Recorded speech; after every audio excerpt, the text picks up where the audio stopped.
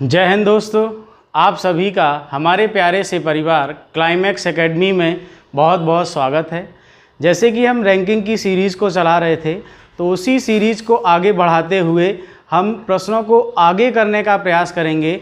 तो जैसा कि आपसे कल हमने थोड़ा सा कहा था कि आप सभी को इस परिवार को बड़ा करना है और बड़ा करने के लिए आपको तरीका भी बताया था, तो आप सभी को उस प्रयास को जारी रखना है। अगर आप एक एक करके भी एक व्यक्ति को भी इस परिवार के साथ जोड़ने का प्रयास करेंगे तो संभवतः हम एक बहुत बड़े परिवार का रूप ले पाएंगे। क्लियर ना? तो आप सभी को ये काम करना है और बाकी का काम हम आपके साथ करेंगे। तो चलिए क्लास की शुरुआत करते हैं।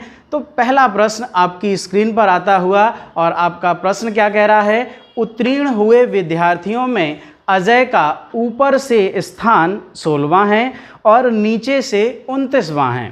6 विद्यार्थी परीक्षा में अनुपस्थित थे और 5 विद्यार्थी असफल हुए।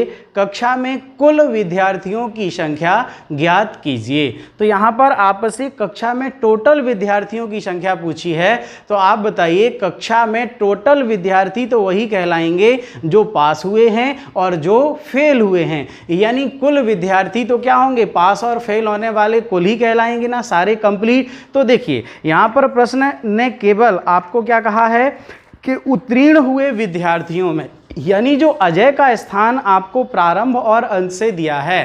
प्रारंभ और अंत से हम टोटल बच्चों की संख्या ज्ञात करते हैं, लेकिन यहाँ पर हम केवल उत्तीर्ण विद्यार्थियों की कुल संख्या ज्ञात कर पाएंगे और उसके बाद जो उत्तीर्ण नहीं हुए हैं उन वो भी क्या होंगे? कुल कक्षा के कुल विद्यार्थियों की संख्या में शामिल होंगे।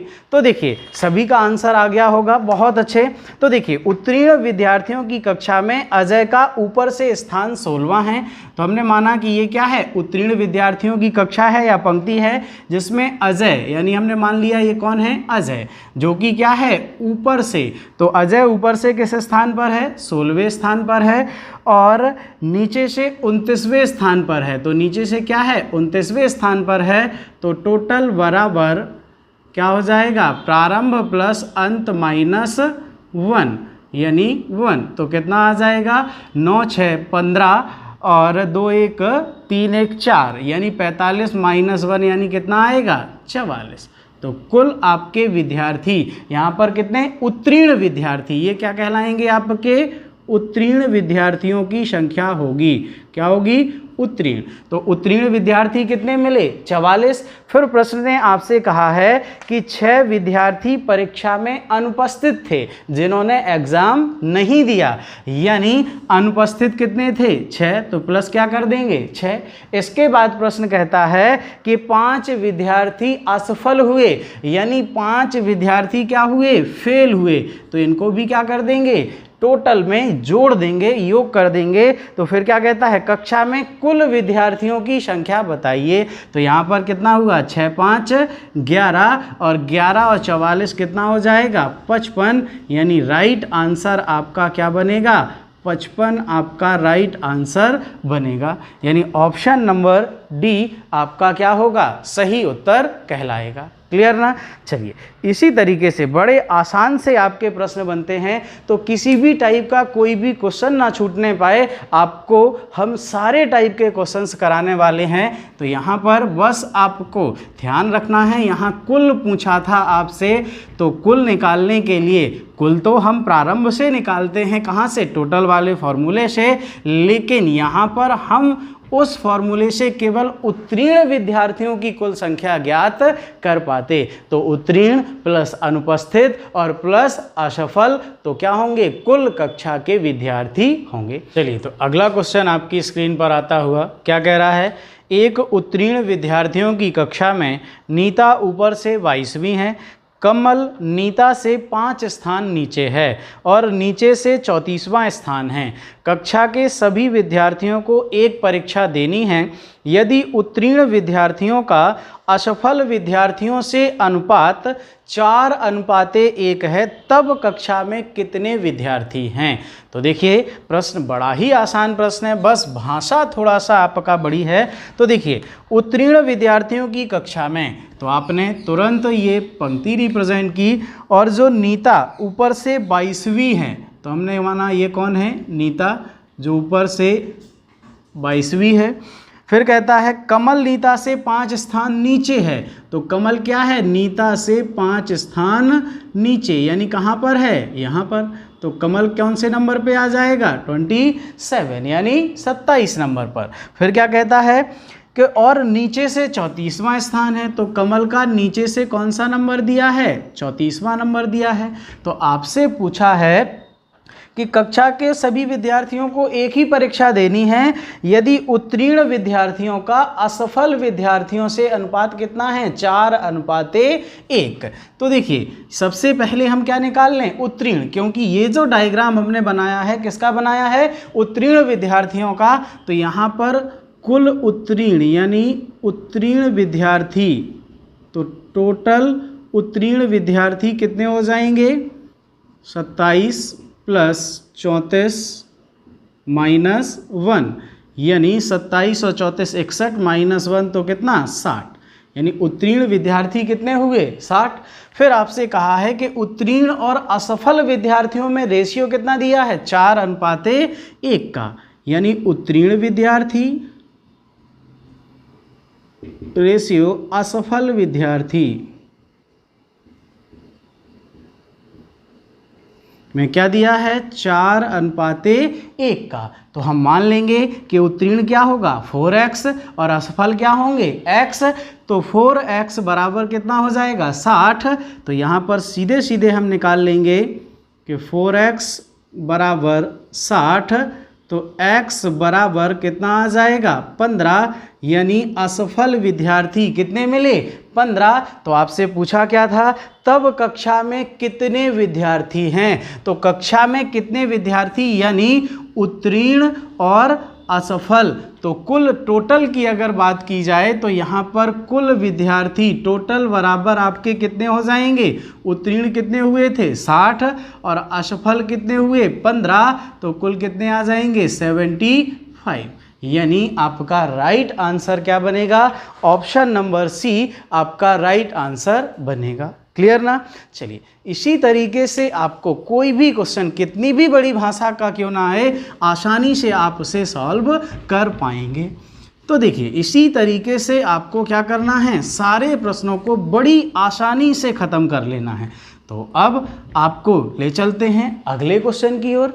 अगला क्वेश्चन आपकी स्क्रीन पर आता हुआ, एक कक्षा में कुल 50 विद्यार्थी हैं, कक्षा में भारती की रैंक 15वीं है और दिव्या भारती से 4 स्थान आगे है, तो दिव्या की कक्षा में कितनी रैंक होगी। तो देखिए ये सवाल बहुत छोटा है और बड़ा आसान सा सवाल है, लेकिन अगर इसकी भाषा को समझने में हमने गलती कर दी तो उत्तर क्या होगा, गलत हो जाएगा, क्योंकि ऑप्शन में दोनों ही उत्तर आपको मिलेंगे। तो देखिए ध्यान से, इस प्रकार के प्रश्नों को आपको बड़े ध्यान से समझना है, याद रखना है। एक कक्षा में कुल 50 विद्यार्थी हैं, तो ये कक्षा हुई जिसमें क्या हैं 50 विद्यार्थी हैं। कक्षा में भारती की रैंक 15वीं है, तो भारती की रैंक क्या है 15वीं, तो हमने मान लिया कि ये कौन है भारती, तो भारती की रैंक क्या है 15वीं है। फिर प्रश्न कहता है और दिव्या भारती से 4 स्थान आगे है, तो दिव्या कहाँ है, भारती से 4 स्थान आगे है। तो ध्यान दीजिए, आगे का मतलब अगर आपने यहाँ आगे कर दिया तो ये तो क्या हो जाएगा, पीछे हो जाएगा। क्यों हो जाएगा, क्योंकि जब शुरुआत हुई तो ये पहला, दूसरा और ये क्या होगा 15वां, और आपने 4 स्थान आगे किया तो नंबर क्या मिलेगा 19, तो ये आगे नहीं क्या हो जाएगा, पीछे हो जाएगा, क्योंकि 15 नंबर क्या होगा पहले आएगा और 19 क्या होगा बाद में आएगा। तो आगे का मतलब पहले, यानी 4 स्थान आगे यहाँ, तो इसका नंबर क्या कहा है, 4 स्थान आगे है। तो दिव्या क्या है, भारती से 4 स्थान आगे है, यानी यहाँ पर तो क्या नंबर होगा, 11। क्या होगा, 11। तो आपसे क्या पूछा है कि दिव्या की कक्षा में कितनी रैंक होगी, तो दिव्या की कक्षा में रैंक क्या होगी, 11वीं रैंक होगी, क्योंकि यहाँ पर ऑप्शन में 11, 19, 17, 10 सारे दिए हैं। अगर आप 19 आंसर टिक करेंगे तो आंसर क्या होगा, गलत हो जाएगा और बड़ा आसान सा प्रश्न आप क्या करेंगे, गलत कर जाएंगे। तो ये गलती आपको नहीं करनी है, याद रखना है आगे का मतलब यहाँ क्या है, किससे है, पहले से। तो दिव्या की रैंक क्या होगी, 11वीं, यानी हमारा ऑप्शन नंबर ए क्या होगा, राइट आंसर बनेगा। तो चलिए इसी तरीके से आपको जितनी भी गलतियां करनी हैं, सारी ही गलतियां हम आपसे कहाँ करा लेंगे, यहीं क्लास में ही करा लेंगे, लेक्चर में ही सारी गलतियां करा लेंगे। तो एग्जाम में गलती करने के कोई चांसेस नहीं होंगे। तो अगला प्रश्न आपकी स्क्रीन पर आता हुआ प्रश्न कह रहा है, एक कक्षा में विद्या का ऊपर से 7वां स्थान है, दिव्या मेघा से 7 स्थान आगे है और विद्या से 3 स्थान पीछे है। सुषमा जो नीचे से चौथे स्थान पर है वह मेघा से 32 स्थान पीछे है। तो कक्षा में कुल कितने विद्यार्थी हैं। तो ये भी प्रश्न वही है, बस भाषा का ध्यान रखिए। तो देखिए एक कक्षा में विद्या का ऊपर से 7वां स्थान है, तो आपने ये पंक्ति बनाई और विद्या का ऊपर से 7वां स्थान है, तो ये क्या हुई, विद्या जिसका ऊपर से क्या है, 7वां स्थान है। दिव्या मेघा से 7 स्थान आगे है, तो दिव्या क्या है, मेघा से 7 स्थान आगे है। तो मेघा का तो अभी पता नहीं, और विद्या से 3 स्थान क्या है, पीछे है। तो विद्या से 3 स्थान पीछे है, तो विद्या तो हमारे पास है, और विद्या से 3 स्थान पीछे का मतलब क्या हो जाएगा, ये 3 स्थान पीछे, यानी ये कौन होगी आपकी, दिव्या मेघा से 7 स्थान आगे है और विद्या से 3 स्थान पीछे है, यानी ये कौन हो जाएगी, दिव्या हो जाएगी, जो विद्या से क्या है, 3 स्थान पीछे है, यानी इसका नंबर क्या हो जाएगा, 10 हो जाएगा। फिर प्रश्न ने क्या कहा था कि दिव्या मेघा से 7 स्थान आगे है, तो जो आपकी दिव्या है मेघा से क्या है, 7 स्थान आगे है। तो मेघा आपकी यहाँ कहीं होगी और यहाँ से ये क्या है, दिव्या इससे 7 स्थान आगे है, यानी मेघा का स्थान क्या रहा होगा, 17, क्योंकि इससे क्या है, 7 स्थान पहले है, क्या है, 7 स्थान आगे है, यानी इसका स्थान क्या होगा, 17। तभी तो ये दिव्या क्या है, 10 नंबर पर है। तो दिव्या क्या है, मेघा से 7 स्थान आगे है और विद्या से 3 स्थान पीछे है। सुषमा जो नीचे से चौथे स्थान पर है, सुषमा क्या है, नीचे से चौथे स्थान पर है, तो हमने मान लिया कि ये कौन है आपकी, सुषमा, जो नीचे से क्या है, चौथे स्थान पर है।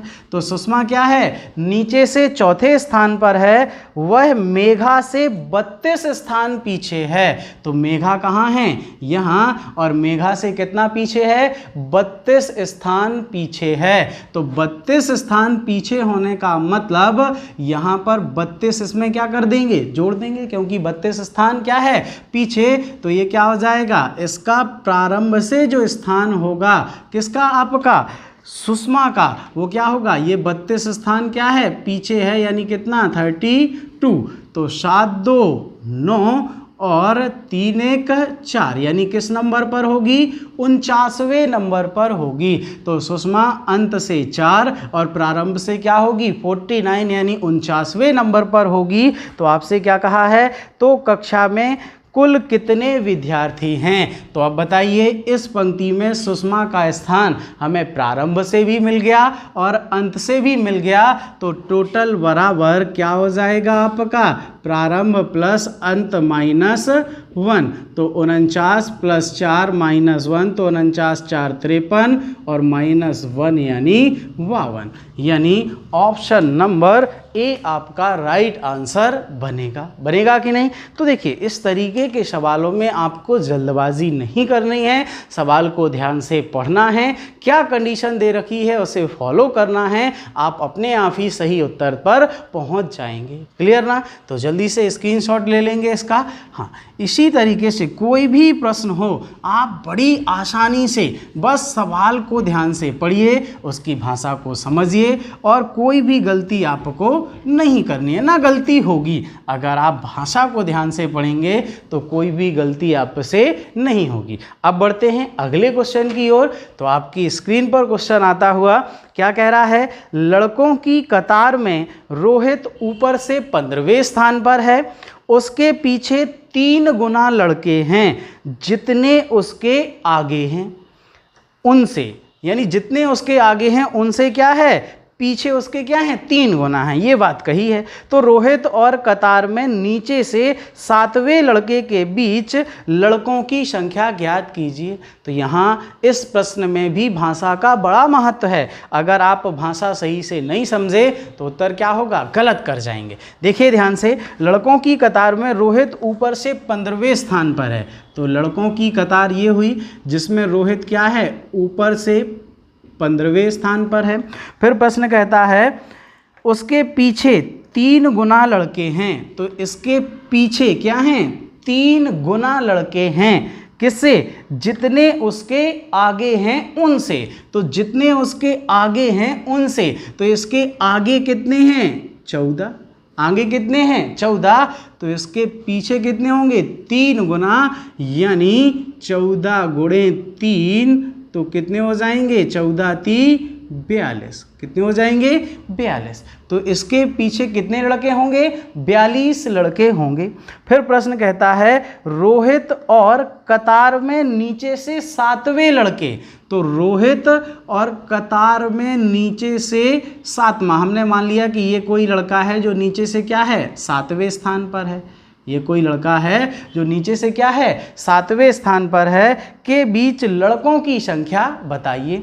तो आप बताइए यहाँ पर इन दोनों के बीच हमें लड़कों की संख्या ज्ञात करनी है, तो उसके पहले हमें टोटल बच्चों की संख्या पता होनी चाहिए। तो टोटल हम कैसे निकाल सकते हैं, हमें पता है रोहित के पीछे कितने हैं, 42 लड़के हैं। तो आप बताइए जब 42 लड़के हैं इसका मतलब रोहित का अंत से स्थान क्या होगा, 43वां स्थान होगा कि नहीं होगा। तो देखिए जब 2 व्यक्तियों का या तो प्रारंभ से या अंत से स्थान मिल जाए, या 2 स्थानों का एक ही छोर से स्थान नंबर दिया जाए, तो हम उनके बीच बच्चों की संख्या ज्ञात कर सकते हैं। तो यहाँ पर हम फॉर्मूला लगा सकते हैं कि यहाँ पर बच्चे क्या होंगे, इनके बीच में बच्चों की संख्या के लिए हम क्या कर देंगे, बिगर माइनस स्मॉलर और -1। तो 43 - 7 - 1, तो 43 से 8 जाएंगे तो अपना कितना बचेगा, 35। एक तो आपका तरीका ये हुआ, सीधे भाई हमने दोनों स्थान क्या है एक ही छोर से अंत से मिल गए।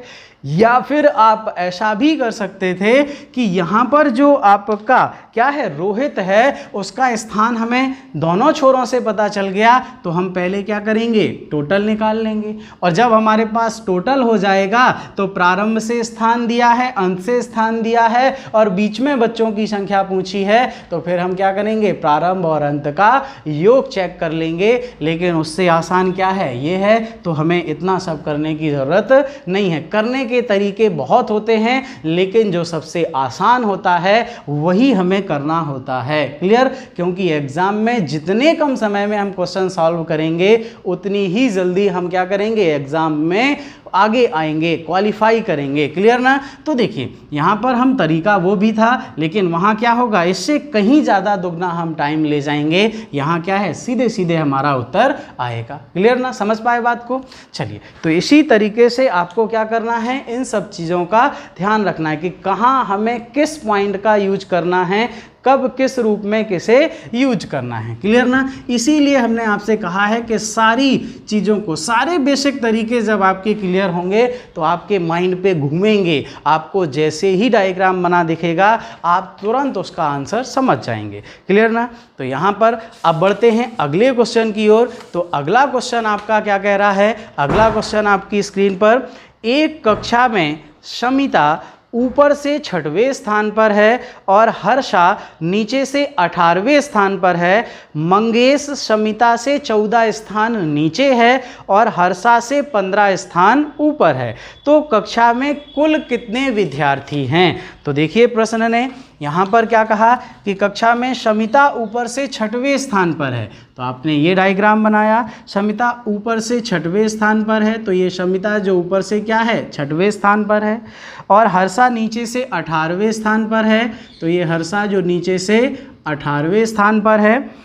मंगेश समिता से 14 स्थान नीचे है, तो मंगेश समिता से 14 स्थान नीचे है यानी कहीं भी हो सकता है, तो हमने माना कि ये मंगेश है जो समिता से क्या है 14 स्थान नीचे, तो मंगेश का प्रारंभ से स्थान 14 6 कितना हो जाएगा 20 हो जाएगा। इसके बाद प्रश्न क्या कहता है, और हर्षा से 15 स्थान ऊपर है, और हर्षा से क्या है 15 स्थान ऊपर है, यानी हर्षा से 15 स्थान ऊपर है, तो इसका स्थान अंश से कितना आ जाएगा 18 और 15 15 30 और कितना हो जाएगा 33, यानी कितना 33। तो आपसे क्या पूछा हुआ है उसने कि कक्षा में कुल कितने विद्यार्थी हैं, तो आप बताइए। मंगेश का हमें प्रारंभ से स्थान मिल गया, अंत से मिल गया, तो हम टोटल बराबर प्रारंभ प्लस अंत -1 यानी 20 + 33 और -1, तो 20 और 33 53 -1 तो कितना 52, यानी 52 आपका राइट आंसर बनेगा, यानी ऑप्शन नंबर सी आपका क्या होगा सही उत्तर बनेगा। क्लियर ना? तो देखिए कितने आसान प्रश्न, बस भाषा को हम ध्यान से समझें, जैसा प्रश्न कहे वैसा करते चलिए और आपको अपने आप ही अपनी मंजिल मिल जाएगी, यानी उत्तर मिल जाएगा। अब बढ़ते हैं अगले क्वेश्चन की ओर। तो अगला क्वेश्चन आपकी स्क्रीन पर आता हुआ, एक कक्षा में रोहन को गणित में ऊपर से 23वां स्थान प्राप्त हुआ, जबकि विज्ञान में नीचे से 27वां स्थान प्राप्त हुआ। कक्षा में कुल विद्यार्थियों की संख्या ज्ञात कीजिए। तो बड़ा आसान प्रश्न है, बस थोड़ा सा भाषा में घुमाया हुआ है, तो देखिएगा ध्यान से, सवाल को ध्यान से पढ़िए और जल्दबाजी में इस प्रश्न का उत्तर मत दीजिएगा। देखिए यहाँ पर प्रश्न कहता है कि एक कक्षा में रोहन को गणित में ऊपर से 23वां स्थान प्राप्त हुआ, जबकि विज्ञान में नीचे से 27वां स्थान प्राप्त हुआ, यानी यहाँ तो सब्जेक्ट ही बदल गए कि नहीं बदल गए भाई। यहाँ पर अगर वो ये कहता कि इसे गणित में, ये गणित है, हमने मान लिया कि ये क्या है गणित की क्लास है या गणित के विद्यार्थी हैं, तो इसको क्या है रोहन को गणित में ऊपर से 23वां, तो रोहन को गणित में ऊपर से क्या है 23वां। और अगर कहता कि गणित में ही इसे अंत से कितना स्थान प्राप्त हुआ 27वां, तब तो उत्तर ज्ञात कर सकते थे, लेकिन यहाँ तो सब्जेक्ट चेंज हो गया, यानी क्या बना विज्ञान। तो विज्ञान के तो स्टूडेंट ये हुए और विज्ञान में उसे नंबर क्या मिला नीचे से 27वां मिला। तो आप बताइए क्या आप इस प्रश्न से या इस भाषा से कुल विद्यार्थियों की संख्या ज्ञात कर पाएंगे? नहीं। तो यहाँ पर हमारा आंसर क्या होगा, आंकड़े अपर्याप्त हैं। क्या हैं? आंकड़े अपर्याप्त हैं। तो भाषा को ध्यान रखना है, जल्दबाजी नहीं करनी है। अगर आप जल्दबाजी करते तो इसका उत्तर आप लगा चुके होते, क्योंकि ऑप्शन में दिया हुआ है भाई 27 और 23 50 और -1 तो 49, और 49 जहाँ रखा तो उत्तर क्या हो गया, गलत हो गया। क्लियर ना? तो ध्यान रखना है, ऐसे प्रश्नों से सावधान रहना है आपको। चलिए अगला क्वेश्चन आपकी स्क्रीन पर आता हुआ, 10 लड़कियों और 20 लड़कों की कक्षा में जया का स्थान लड़कियों में चौथा है और कक्षा में 18वां है। तो जया का कक्षा के लड़कों के बीच क्या स्थान होगा? तो जया का कक्षा के लड़कों के बीच क्या स्थान होगा, ये आपसे पूछा है। तो देखिए यहाँ पर कक्षा में नहीं पूछा, कहाँ पूछा, कक्षा के लड़कों के बीच क्या स्थान होगा। तो 10 लड़कियों और 20 लड़कों, तो 10 लड़कियों और 20 लड़कों की कक्षा, यानी टोटल कितने हो जाएंगे 30 भाई, 10 + 20, 10 लड़के और 20 लड़कियां, यही कहा 10 लड़कियां, ये गर्ल्स और ये बॉयज़। तो टोटल कितने हो जाएंगे आपके 30। तो 10 लड़के और 20 लड़कियों की कक्षा में रोहित का स्थान क्या है आपका, जया का स्थान क्या है, कक्षा में 18वां है। तो हमने मान लिया ये टोटल 30 थे, तो ये मान लिया कौन है, जया। तो कक्षा में इसका नंबर क्या है, 18।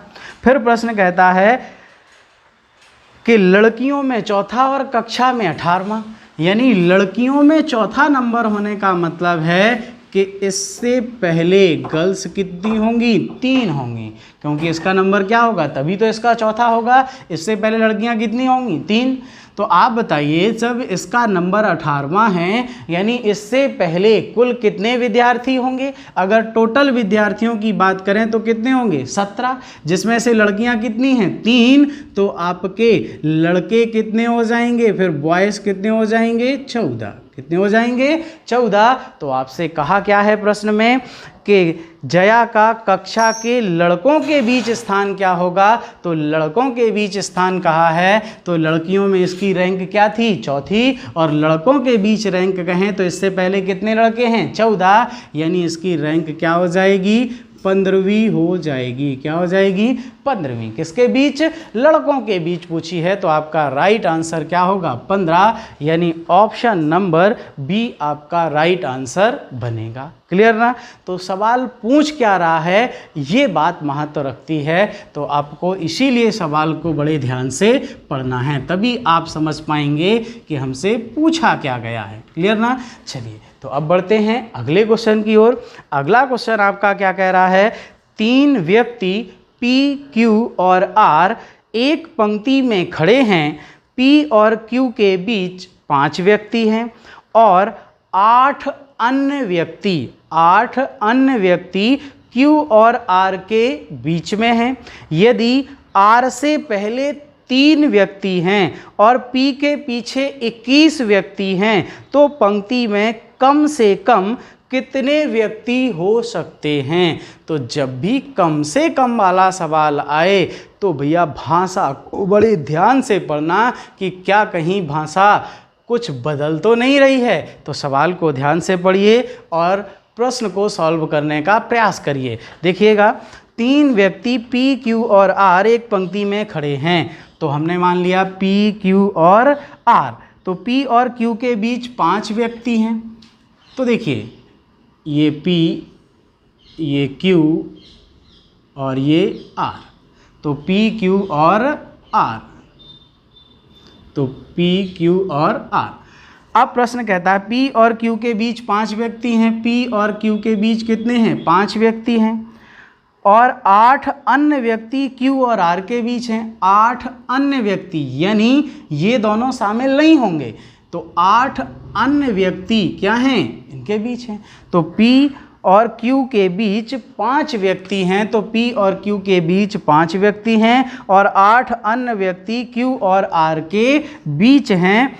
यदि R से पहले 3 व्यक्ति हैं, तो यहाँ क्या कहता है, यदि R से पहले 3 व्यक्ति हैं, तो यहाँ तो कंडीशन क्या होगी, इस तरीके से कंडीशन तो नहीं बनेगी, क्योंकि R से पहले क्या हैं, 3। तो यहाँ तो बहुत सारे हुए, तो ये कंडीशन तो क्या होगी, गलत। यानी अभी हम इसको इस तरीके से सेटिस्फाई नहीं कर पाएंगे। यानी यहाँ पर आपकी जो कंडीशन बनेगी वो क्या होगी, चेंज होगी। तो देखिए अब ऐसी कंडीशन तो ठीक है, तो हम इसको क्या कर सकते हैं, P को लास्ट ले जाएं और R को क्या कर दें पहले, क्योंकि लास्ट में एक बात और कही है कि P के पीछे क्या हैं, 21 व्यक्ति हैं। तो P के पीछे 21 चाहिए, यानी इन दोनों को क्या कर लें, इंटरचेंज। तो स्थिति क्या बन जाएगी, R, Q और P।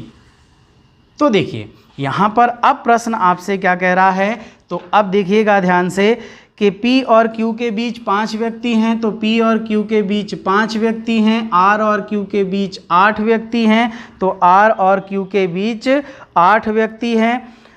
यदि R से पहले 3 व्यक्ति हैं, तो R से पहले क्या हैं, 3 व्यक्ति हैं और P के पीछे कितने हैं, 21 व्यक्ति हैं। तो P के पीछे क्या हैं आपके 21 व्यक्ति हैं। अब आपका आंकड़ा सही बना। तो यहाँ पर अब प्रश्न कहता है कि P के पीछे 21 व्यक्ति हैं तो पंक्ति में कम से कम कितने व्यक्ति हो सकते हैं। तो आप बड़ी आसानी से अब बता सकते हैं कि कम से कम कितने व्यक्ति होंगे। तो यहाँ पर देखिएगा ये कितने हुए 3 और ये क्या हुआ R 1 4 और 8 + 1 यानी सबसे पहले क्या होंगे 3 + 1 + 8 + 1 + 5 और P + 1 और +21। तो कितने हो जाएंगे 3 1 4 और 8 4 12 13 5 18 19 19 और 21 कितने होंगे 40। यानी कम से कम इस पंक्ति में कितने व्यक्ति होंगे 40 व्यक्ति होंगे। क्लियर ना। तो भाषा को ध्यान से समझिए। एक जो इसी पे सेम अभी यहाँ पर उसने क्या कहा था, आपसे स्पष्ट कहा कि Q और P के बीच 5 व्यक्ति हैं। अन्य 8 व्यक्ति यानी इनके अलावा ये नहीं हो सकते, तो अन्य 8 व्यक्ति क्या हैं R और Q के बीच हैं। R के पीछे क्या हैं 3, सॉरी R के आगे 3 है और P के पीछे 21 हैं। तो कम से कम कितने हुए 40। क्लियर ना। चलिए तो इसी तरीके स्क्रीनशॉट लेके रखेंगे इसका। हाँ तो देखिए ऐसे प्रश्न आपके जब बनते हैं तो हमें बड़ा ध्यान रखना होता है कि हमसे आखिरकार ये पूछना क्या चाह रहा है। क्लियर ना। चलिए अब बात करते हैं अगले क्वेश्चन की। तो अगला क्वेश्चन आपकी स्क्रीन पर आता हुआ, और अब जैसे ही ये क्वेश्चन आपको दिखाई दिया तो आप सोच रहे होंगे सर क्वेश्चन तो वही रख दिया। हाँ भैया क्वेश्चन आपका वही है, लेकिन ध्यान से पढ़िए इस क्वेश्चन में थोड़ा सा चेंज है। क्या चेंज है वो आपको ध्यान देना है और सवाल को सॉल्व करने का प्रयास करना है। तो देखिए यहाँ पर प्रश्न में जब भी हमने कम से कम या ज़्यादा से ज़्यादा वाले, और पिछली क्लास में भी किए थे, यानी ये क्या है अतिव्यापी संभावना वाले क्वेश्चन बनते हैं, तो अगर यहाँ पर पॉसिबिलिटी लग जाए तो फिर कंडीशन क्या हो जाएगी, कुछ और स्थितियाँ भी बन जाती हैं। तो कम से कम कहा तो अभी तो कम से कम क्या थे 40, क्योंकि 8 अन्य कहे थे। लेकिन इस प्रश्न में उसने क्या कहा, देखिए ध्यान से, 3 व्यक्ति P Q और R एक पंक्ति में खड़े हैं। P और Q के बीच 5 व्यक्ति हैं और 8 व्यक्ति Q और R के बीच में हैं। यहाँ अन्य नहीं कहा, Q और R के बीच क्या कहे 8 व्यक्ति कहे हैं। तो आप बताइए यहाँ पर कंडीशन क्या होगी, क्या बदल सकती है क्या। तो ध्यान से देखिएगा। तो यहाँ पर अभी अभी हमने कंडीशन बनाई थी जो रिप्रेजेंट थी कि यहाँ पर सबसे फर्स्ट हमने क्या रखा था R, फिर आपका Q और फिर आपका P, यानी Q और P के बीच 5 रखे थे, R और Q के बीच 8 रखे थे, इसके पीछे क्या रखे थे 3 रखे थे, और ये पीछे क्या थे 21। वही सवाल है, लेकिन यहाँ तो कितने होंगे 40। अब सवाल में थोड़ा सा चेंज है। उसने क्या कहा हुआ है कि R और Q के बीच 8 व्यक्ति हैं। तो R और Q के बीच 8 व्यक्ति हैं, क्या कोई दूसरी कंडीशन तो रिप्रेजेंट नहीं हो रही है। तो देखिएगा ध्यान से, अगर हम यहाँ पर जैसे ये R, ये P और ये Q ऐसे भी तो रख सकते हैं कि नहीं रख सकते हैं।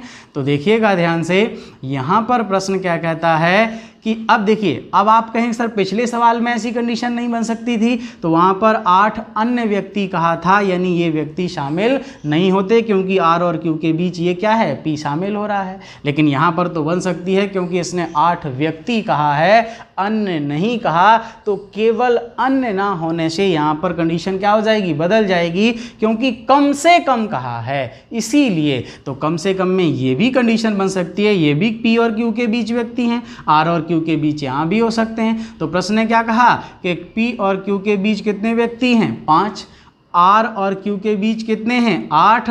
तो R और Q के बीच 8, तो 5 और 1 6, और तो कितने हो जाएंगे 2, तो कितने हुए 8। तो R और Q के बीच कितने हो गए 8। और फिर प्रश्न आपसे क्या कहता है कि R के पहले यानी कितने हैं 3, तो कितने हो गए 3, और P के बाद, तो P के बाद कितने हैं 21। तो यहाँ P के बाद ये कितने हैं 5 और ये कितना 6, तो यहाँ पीछे और कितने हो जाएंगे 15। कितने हो जाएंगे 15, यानी 15 और 6 कितने हो गए 21।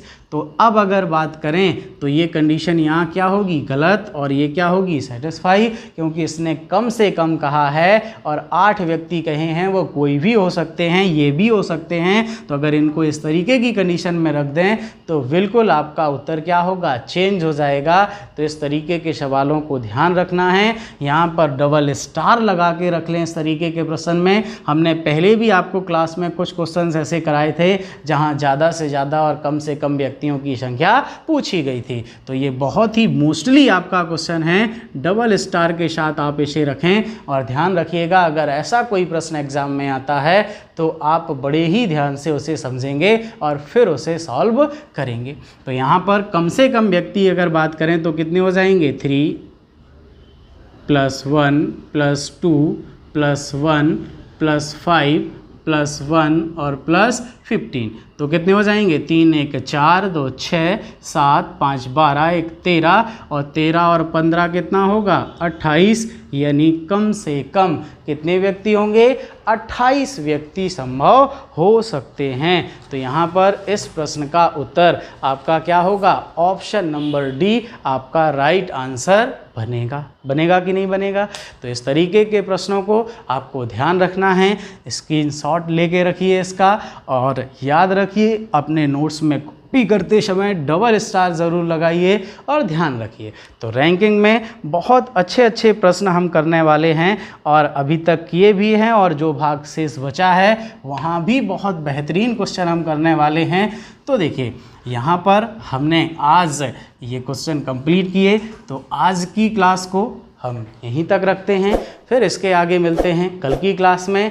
आप अपना काम जारी रखें और हम अपना काम जारी रखेंगे। तो जय हिंद दोस्तों, जय हिंद, जय भारत।